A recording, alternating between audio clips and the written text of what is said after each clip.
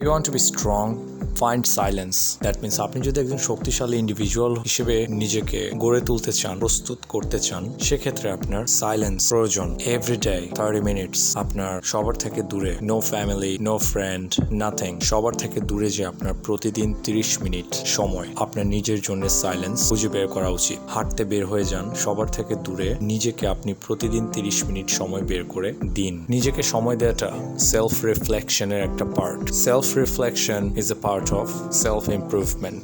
That means আপনি যদি আপনার নিজেকে ইমপ্রুভ করতে চান, আপনি যদি আপনার নিজের বেটার ভার্সনে নিজেকে আপডেট করতে চান, ইন দ্যাট কেস আপনার নিজেকে আপনার নিজের সময় দিতে হবে। প্রতিদিন আপনার নিজেকে আপনি 30 মিনিট করে সময় দিন। একান্তই আপনি আপনার সাথে এই টাইমটা স্পেন্ড করবেন। আপনি হাঁটতে বেরিয়ে যান। একটা কথা আমি শুনেছিলাম, হাঁটলে নাকি মাথা খোলে। সো আপনি যদি এরকম কোনো ইন্ডিভিজুয়াল হয়ে থাকেন, আপনি কমফোর্ট জোনে নিজেকে বেশি রাখেন বা আপনি কমফোর্ট জোনে থাকতে ভালোবাসেন, এক্ষেত্রে আমি বলবো ফোর্স ইয়োর সেলফ। আপনি নিজেকে ফোর্স করুন এই কমফোর্ট জোন থেকে বেরিয়ে আসতে। কজ সেলফ ইমপ্রুভমেন্ট বা আত্ম উন্নয়নে কমফোর্ট জোন একটা বড় প্রতিবন্ধকতা ক্রিয়েট করে বা একটা বড় বাধা। সো সেলফ ইমপ্রুভমেন্টের ক্ষেত্রে আপনি যদি আপনার নিজেকে ভালোবাসেন, তো আপনি আপনার জন্য সে কাজটা করবেন যেটা আপনার বেটার ভার্সন হয়ে উঠতে সাহায্য করবে। Everything starts from you. That means আপনার লাইফ আপনার নিজে থেকে শুরু হয়। আপনি যদি নিজে কমফোর্টেবল ফিল না করেন, তো এভরিডে আপনার নিজেকে সময় দিতে হবে ফর হাফ অ্যান আওয়ার। এই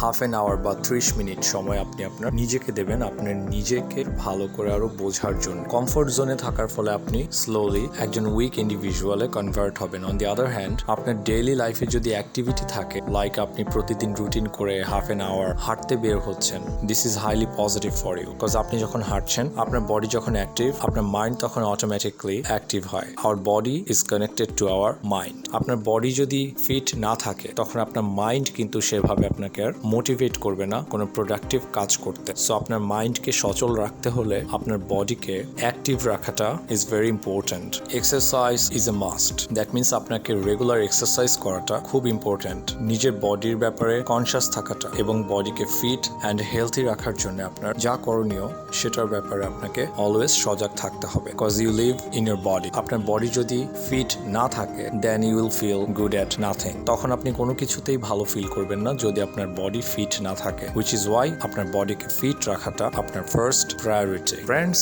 আজকের জন্য এটুকুই। Thanks for watching. কথা হবে পরের ভিডিওতে। Bye for now.